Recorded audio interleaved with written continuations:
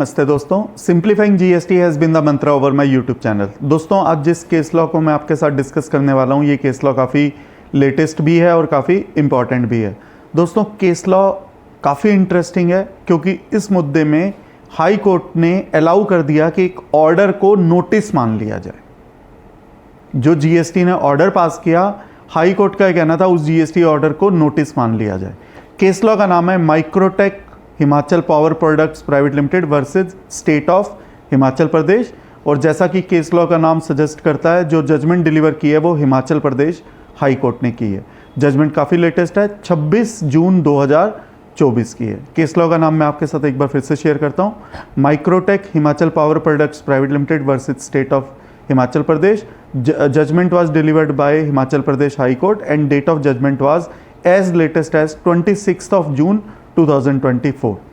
दोस्तों, इस केस में एक ऑर्डर जारी हुआ फॉर्म DRC 01 में, और जो ऑर्डर इशू किया गया वो इशू किया गया अंडर सेक्शन 74 सबसेक्शन 9 में।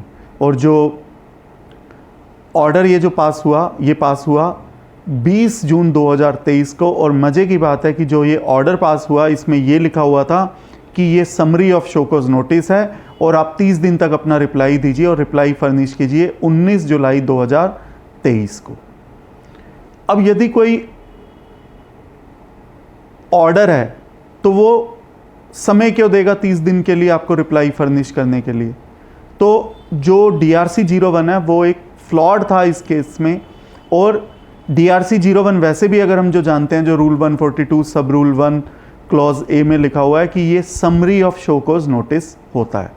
बट क्योंकि इसके साथ लिखा हुआ था ये order issued under section 74 subsection 9 है, इसलिए पिटिशनर ने ये पिटीशन डाली under article 226 of constitution of India. और पिटिशनर का कहना था क्योंकि डायरेक्टली ऑर्डर पास किया गया अंडर सेक्शन 74 सबसेक्शन 9 और शोकॉज नोटिस तो जारी किया ही नहीं गया, जो कि किया जाना जरूरी है अंडर सेक्शन 74 सबसेक्शन 1, इसलिए जो डायरेक्ट ऑर्डर को इशू किया जाना ये वायलेटिव है प्रिंसिपल ऑफ नेचुरल जस्टिस के।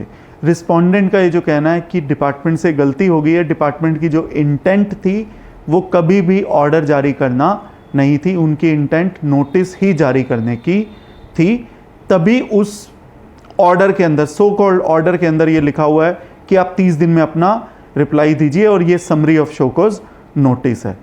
रिस्पोंडेंट का ये कहना था हाई कोर्ट के सामने कि हमारे उस ऑर्डर को प्लीज़ नोटिस ही मान लिया जाए और इसको ट्रीट किया जाए as if this is not an order but a show cause notice.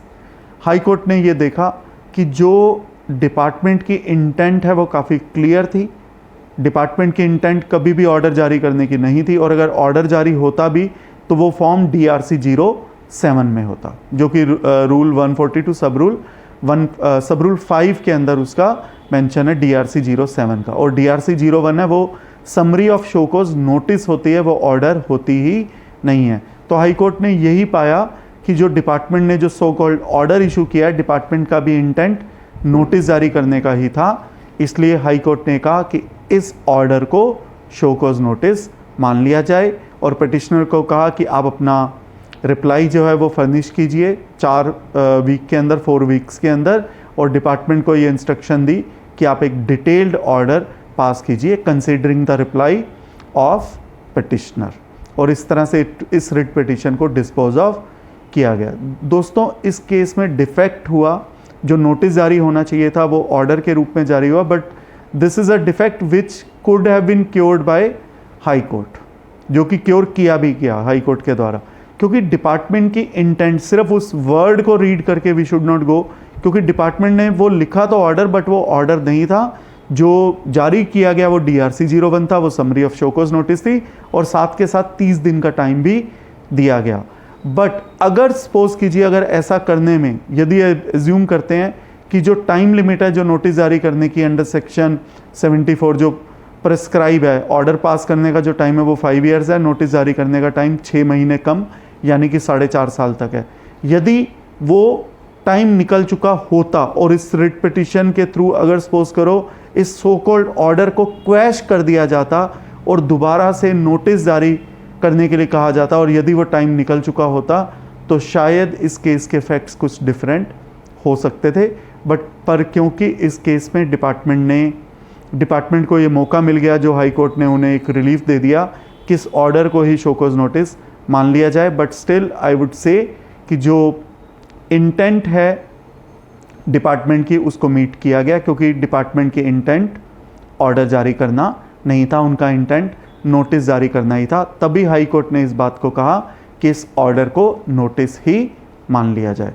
दोस्तों, डिपार्टमेंट से एरर तो हुआ, बट डिपार्टमेंट ने अपने एरर को माना, हाई कोर्ट से रिलीफ भी मिला, बट पिटिशनर भी डायरेक्ट हाई कोर्ट के पास पहुंच पाया और उस एरर को दूर किया जा सका। दोस्तों, मैं उम्मीद करता हूं ये केस लॉ आपकी बिजनेस नॉलेज के लिए, आपकी जीएसटी नॉलेज के लिए, आपके प्रोफेशनल एंडेवर्स के लिए काफ़ी यूज़फुल साबित होगा। धन्यवाद।